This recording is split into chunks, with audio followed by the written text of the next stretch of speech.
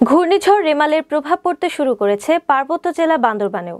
রবিবার সকাল থেকে আকাশ মেঘাচ্ছন্ন থাকলেও বেলা বাড়ার সাথে সাথে হালকা বাতাসের সাথে গুঁড়ি গুঁড়ি বৃষ্টি শুরু হয়।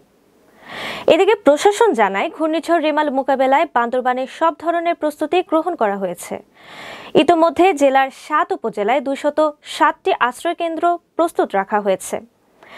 এছাড়া পৌরসভা ও ফায়ার সার্ভিসের পক্ষ থেকে জেলার বিভিন্ন ঝুঁকিপূর্ণ এলাকার বাসিন্দাদের নিরাপদ স্থানে আশ্রয় নিতে মাইকিং করা হয়েছে।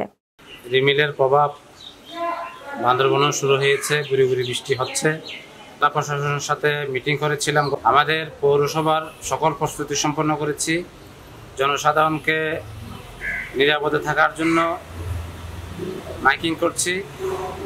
আমরা এই দুর্যোগ মোকাবেলার জন্য আমাদের সর্বোচ্চ প্রস্তুতি নিয়ে আমরা কাজ করে যাচ্ছি।